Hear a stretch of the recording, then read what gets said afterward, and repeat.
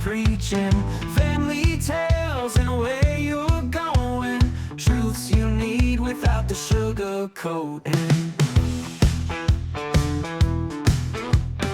On the mic, yeah, they won't falter, advice they give like a sacred altar, stories real, you can't ignore them, light and dark, they always explore them. Young blood's here for you, with wisdom old and questions new. Tune in now and you will see, life's a mess, but side by side we're free. What is going on, everybody? I am back. It has been a couple of months since we've done a podcast. Part of that is because we have moved literally across the country. So we've been gone. We've gone for, so we moved. We left in September, August. Left in August. It's been a while. Man, it's been a good while. But yeah, we are now officially here. We're back in the good old state of Georgia. Things are better. Life is cheaper. We're getting things prepped and ready. The move was good. Honestly, move went not without a hitch. We had one little hitch that went bad in the move. As we were driving through when we left Utah, got into Wyoming, stopped off like we always do. We stopped off over at Little America, and while we were there, something told me you need to check your lights.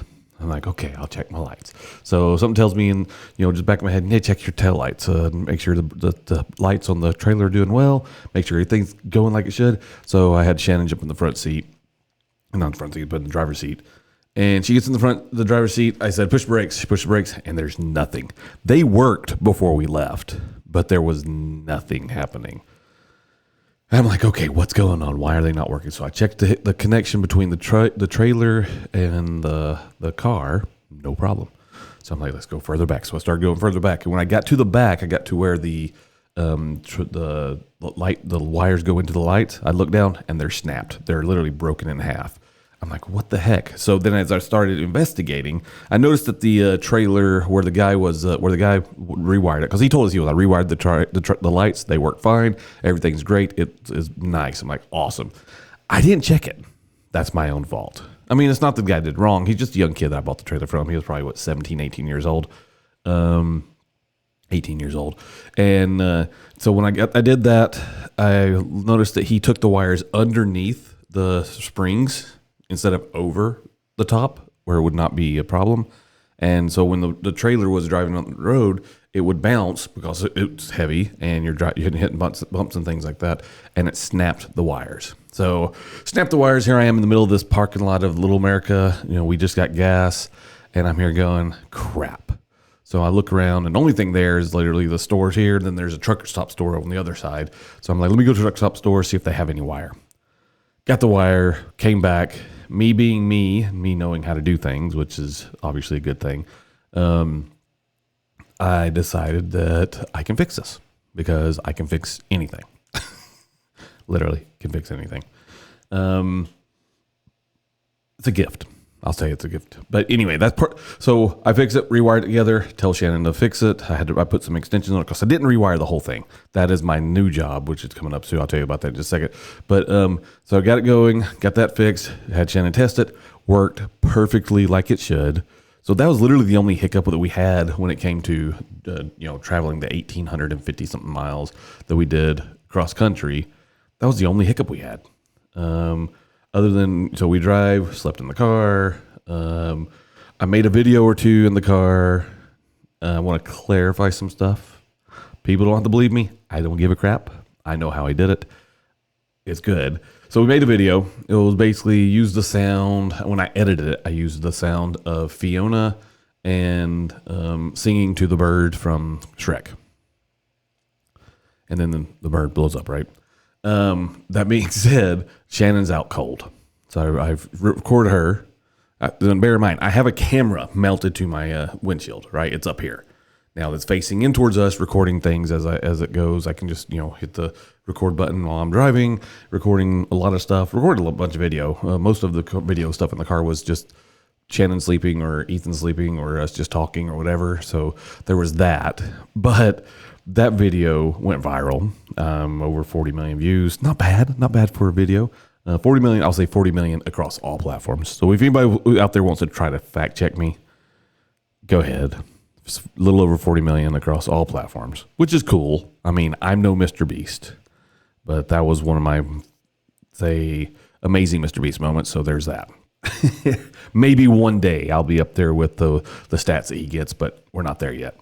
So video did well, which was kind of cool, but that blends down to, just trickles down to, it was just one video. Not too bad. I had videos posting, ran out of videos posting for the podcast, which was to be expected because I didn't record we're October now. We're October 13th. So yeah, I'm recording this on October 13th. So almost 2 months later. Yeah. So that being said, we're here. We're recording again. We have podcast stuff. We got vlog stuff. We got a lot of stuff. We did record a bunch of vlogs. Part of that is on, obviously, all of that, the vlog stuff is on the Youngbloods Anchored In. Or if you watch it on Facebook, it's just under this name, the Youngbloods. So that is us. But again, we came here. We looked at some property. We placed a bid on a piece of property. We're outbid. We didn't get the piece of property, so now we're looking for new property. But we moved into this house, which basically I've got a new podcast studio in my own home, which is nice. No longer just in the living room. This is actually my own bedroom. I took one bedroom and turned it into the studio. Got to do some sound dampening things because there's still a slight little echo in here, which is fine. I can get that done. But it's all going to be good. It's all going to be good. Now, this house here, we moved into the house. We walked in, and there were some issues from day one. I knew I was going to have to do some stuff on the place. But the second we walked in, now, those of you that smoke, you may or may not know this. Your houses stink. Just a reality. Your houses stink and they smell. You stink and you smell. It's just what it is. You don't realize it, but it's true. It is just part of it. Now, we walked in the house. The house smelled of cigarettes and marijuana so bad. We basically, the second we pulled in, we unloaded the trailer, put that all in one room, and I went on with them, Shannon and I and Ethan, we drove to Lowe's, and we bought cleaning supplies galore, paint, caulk, a bunch of stuff, and we came here and deep cleaned the house. Then I started painting. I stayed up till like 4 a.m. painting the house, getting it ready, and ended up getting Ethan's room completely done. Then we started working on the living room and things like that. Still got a bunch of stuff to do. It's not as bad as it was. I mean, this room here has had a nice, beautiful transition, but it's not bad. So there's that. Still got a little bit, again, got to fix a couple of things. Got to finish painting our master bedroom. That has not been done yet. That is my goal for this week, is get the master bedroom all finished, and the master bathroom's done. Just got to do the master bedroom. That'll be finished, and then this house will be pretty good. I mean, there's some things on the outside I'm going to do, but other than that, we're finished with the house. I mean, this will be back up to par. The owners of the house are very grateful, because the reality is the house looks really good. And when we move out, when we get our place built and we move out of this place, they're going to have a beautiful place that they can rent out. Way better than it was when we got it. But that's the whole point. You always leave things better than you get them. That's just the rule. That should be the fact that everybody does in life. Everybody should leave a house, if you're renting it or you're selling it, leave it better than the way you got it. That should be just a life, rule. Leave things better than you get them. Plain and simple. I don't know. That's just me. We got some new things coming. Trying to get you guys caught back up. If you want to get all the details on the house and what we're doing and things like that, even with the new trailer. So the trailer that we moved out here in, we're turning that into a what do they call it? A cottage home store. So essentially, there's a cottage rule laws out there, and you can make certain things, which be the sourdough, be Shannon's cookies, be even the cobblers and just a bunch of stuff like that. All of that is stuff we're going to be selling in the little trailer store. I'm going to go get it set up. We'll go get it set up somewhere. One day in the mornings, we'll sit out there and we'll sell till we're sold out. And then we'll go back home and I'll get it stacked again, and we'll do that at least once a week. We'll pick an area, stay in that area for 1 week, boom, sell out and move on. That's what we're going to do. And we'll do a rotation. But first, I have to, the trailer that we bought to move out here in, an old horse trailer, I've got to totally redo that thing. I got to build it out, got to make it nice and pretty. It is going to be, it's going to be a beautiful little trailer. Kind of what you see in some of these people do I guess the bars that have, they'll make a trailer bar for rentals. We could probably rent it out if we wanted to, but I'm literally just turning it into a little store. With the window opens up, people can say, "Hey, I want 2 loaves of sourdough bread," and I'll say, "Good, here's this, but don't forget your apple butter because it's delicious and it tastes really good on the sourdough," that type of thing. So that's what we're doing. But yeah, so new things coming. We've got to the podcast. This is exciting to me. I've always wanted to do it. I thought about doing it. We did it with a lot of live streams where people could actually talk through the live stream, and I'll probably add that back to the element of the podcast as well. But I'm going to add. I will actually officially drop the number so people can call in. They can talk about their problems. We can just discuss things. We can, if they need help, I'll help them steer in the right direction to get them the help. Whatever it is, whether it's just advice they want to hear, I got them covered. I got all you guys covered. So that is to coming. I've got, so you're going to get the call-ins, you're going to get the emails. We're going to have a brand new intro. I'm working on that one, other than the one we currently have, which is not bad. Our intro is not bad. It's just AI written and made. My words, partially my words. Let me retract that. It was partially my words put into AI, and then AI just wrote the song. So it's cool. So that's nice, but it's not what we're looking for. So I've got all that going on. We're going to have, new intro. We're going to bring in some guests so people can be and talk, and we'll discuss things about life, marriage, relationships, work, whatever. It's all going to be here. So that's all that's coming. So anyway, enough of me, enough of that. You guys want to do the check us out on the other stuff on the Youngbloods Anchored In. Go to that podcast. Go to that YouTube channel. If you want to hear about all the old podcast stuff, go check out the old podcast stuff. We're available everywhere that podcasts can be heard, except Pandora. But I don't know many people that listen to Pandora anymore. Sorry, Pandora. You rejected me. So there's that. But everybody else has got our podcast, so you can go find us over there. But let's get to some emails. We're going through 3 emails today. We have 3 emails, 3 things to discuss, and we're going to run with that. So here we go. The first one. Hey, Devin. It's been 6 years. Felt like forever till it felt like nothing. We moved in together, sophomore year of college. Back then, he'd wake me up at 2 a.m. because he couldn't wait to tell me some dumb meme he'd seen. Now, he just texts it to me and from the hallway. So it doesn't bother me. Sorry. The silence is empty. It's loud like static. The hums it's loud like static that hums louder even every time one of us says inside the same apartment. Last night I watched him brush his teeth for 3 whole minutes. He didn't even look at me. Sex used to be messy and loud with laughter. Now it's scheduled like a dentist appointment. Lights off. Quick thanks, love you, bye. I found his old mixtape in a drawer the other day, the one that he made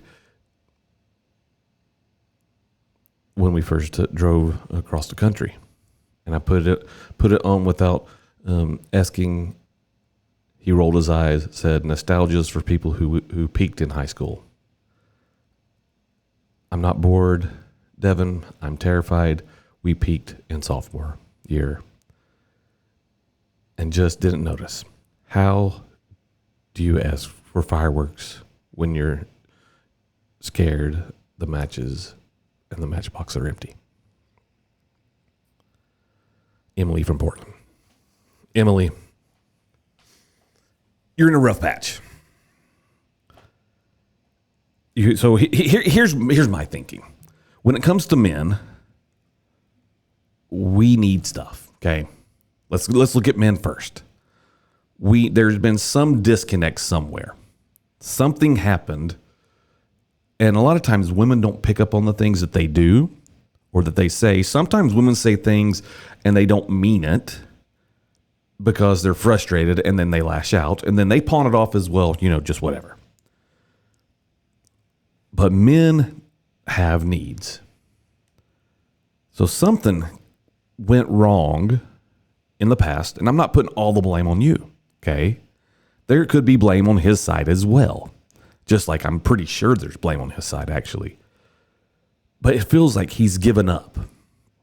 And it feels like you're about to give up as well.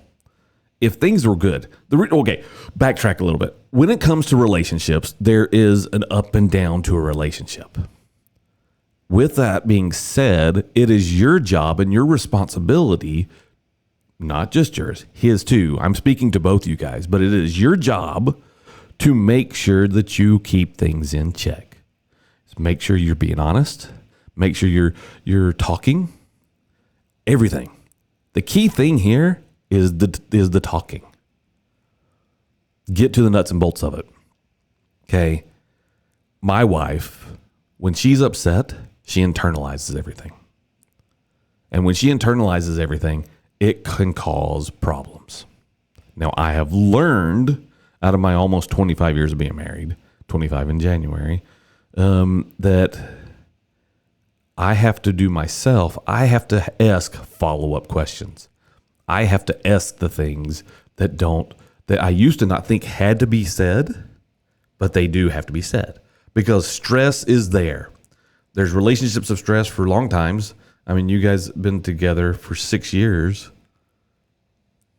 and you say it's felt like forever because you've been together for so long. It can be fine again. Your life and your relationship can be great again, but it's going to take some work. Put in the effort. Ask the questions. How are you today? You'll get a short answer. Okay. What happened today is not the right question to ask. Hey, I'm interested in what's going on with your life. Seems like it's been a while since we talked. What's going on? How was your day? What happened in your day today that was amazing? And then also what happened today that kind of frustrated you? Because I want to know. You have to want to know. You got to ask those questions. It's all about relationships. In that relationship, it's all about communication. If you're not communicating, you are literally destroying your relationship. I think it was Jordan Peterson. He said every couple, just to stay even, just to keep the flow of a relationship honestly stagnant. I'm changing his words, but you need minimum 45 minutes of communication a day. So do things again together. You need to do that. You got to. If you're terrified that you peaked in the sophomore year, then it sounds like you're giving up. If you want those 6 years to turn into 12 years, you got to talk. You have to talk. You got to do it. Hey, Devin. Life feels like quicksand lately. No drama, just sinking. 5 years ago, I landed this dream marketing gig in Phoenix. Promised myself I'd climb, maybe hit coast by 35. Instead, I'm 34. Still an assistant to the same jerk who takes credit while I pull in all-nighters on Red Bull and ramen. Money's tight, rent jumped, so I'm Ubering late night shifts to cover it. But when I blow half of my impulse crap, on impulse crap, like neon sneakers, I never wear because motivation. Friends have drifted apart. Weekends are Netflix alone. I scroll till my eyelids twitch. My dad had a stroke last spring.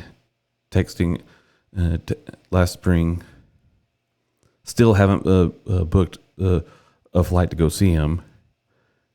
Every morning I swipe the alarm away with "I'll do better," and by noon I'm back back in the same loop. Emails, coffee, guilt, the scary part. It all looks normal, like everyone else is doing this too.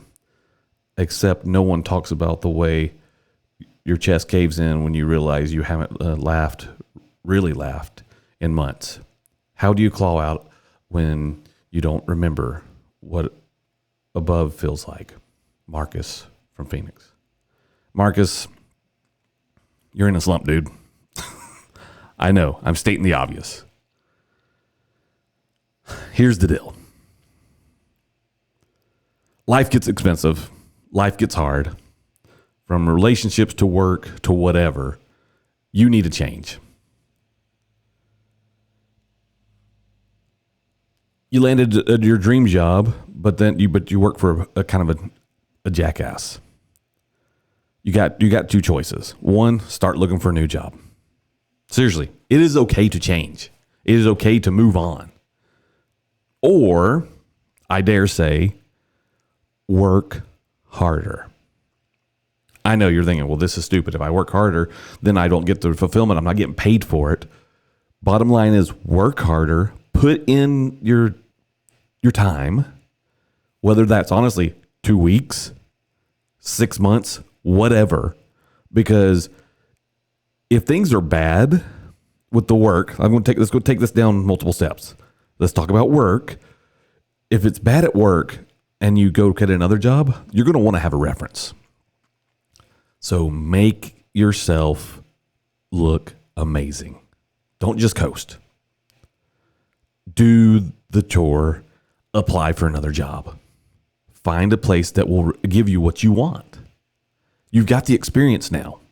You've got there is no backlash here. The only thing that would give you backlash would be if you left the job sight unseen, you left a job where you didn't do your job. You want that opportunity.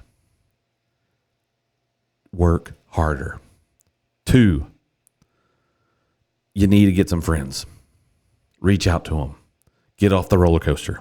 Yes, everything is going to be expensive, but you know what's not expensive is game night at your house. Game night's free. Everybody bring some snacks. Let's play some games. Let's don't watch TV. Let's play some games. Let's put down our phones. Let's make it a phone-free room and just get to know each other again. Revive what you used to have. Bring your life back. Let's go to the next one. Your dad had a stroke. Go see your dad. You only got one. If there's anything in my life that I can never bring back, it'd be to spend more time with my parents. My dad is still alive. He's 85 years old. My mom is not. If there's one thing I wish, and I think everyone wishes this thing after their parents die, and that they wish they spent more time with their parents. Book the flight. Have that become the reset. Take some time away. Book the flight. Go home. Spend time with your parents. When you do time with your parents, you'll get a better perspective. I guarantee your dad and your mom have a perspective that you have about this that you really need to hear. You don't need to just hear it from me. I'm grateful that you trust me enough to give you this answer, but you need to hear it from them. If you love your parents that much, hear it from them. That's how you claw your way out of it. That's how you get back to where it feels like it's new again. That's what you do. Hey, Devin. Divorce was 18 months ago, and people act like I should have reset it. People feel like it should have reset me. Like I'm brand new. I'm not. I'm still flinching when someone slams a cabinet. Last week I went on 3 dates. One guy called me so brave for leaving like it's a badge I earned. Another asked if I wanted kids again, as if my daughter's already written off. The third just kept saying, I bet you're fun when you're not healing. What does that even mean? I want to be fun. I want to feel I want to feel like things are good again. But every time someone leans in, I picture my ex saying, you're too intense right now before he moved out. And yeah, I cry at Target. Now because of the cereal aisle reminds me of grocery list we used to leave on the fridge. How do you swipe right when your brain is still buffering on a loaded screen? Rachel in Denver. Rachel, divorce is hard. I don't know your entire situation, but I'm sure it was rough. You got to figure out how to be you. Go on those dates. Ignore their snide remarks because they're jerks. If they're going to say stuff like that, then you don't move on. You need to move on from that. Now, on the other side, you don't also need to not take it personal. Okay? You will get there. It's been 18 months. It's okay to not be ready to be dating, but it's good that you're getting out there. That's excellent. You're trying to move on. I've always said people who move on from a marriage and when they get divorced and they immediately have that person that they get married to immediately, that person was there in the background from day one. I don't know if your ex has done that. If they got married or they're dating someone almost immediately, they were there when you guys were there. Sad to say. Probably wrong on that, but most of the time, I'm not. You're doing the right way. You're going to be fine. I promise you. Take it one day at a time. And yes, I cannot speak to the point of because you're divorced, because I've never been divorced. I've never been there. But I have friends that have confided into me when they've gotten divorces, and they have told me the same struggles, similar struggles, and how hard it is. You're going to be fine. May not be today, most likely not going to be tomorrow, but it's just time. Time will tell. Time is going to be the key factor here. Your life will 100% be better in time. Just love your daughter. Keep putting yourself out there. Go out there not necessarily to find the new person to marry. Go out there to find friends. Because it is impossible to get a marriage and end a marriage if you're not friends. If you're friends, your marriage will last. If you continue to be friends, your marriage will last. Now, the nice part is when you get married, there are benefits there that are really, really nice. And that should always be there. That should be almost the go-to. But you're going to be fine. I promise you. I promise that. Just give it the time that it needs. That's all it is. Give it the time. Anyway. Thank you guys. I appreciate it. I thank all you guys that jumped in and listened to the podcast and that you spend the at least 30 minutes with me every week. I think it's pretty awesome. Honestly, it really is. But we got new things coming again. Cool things, new stuff happening. Going to get the phone line connected up. I've actually got the phone sitting right here. So it is it's ready. I just got to tweak a couple of things to make it happen. But when it's all done, we can have you guys calling in. We can have you guys adding your video call in, all that stuff. It'll be good. Anyway, I will talk to you guys later. We'll see you. With wisdom, old and questions new. Tune in.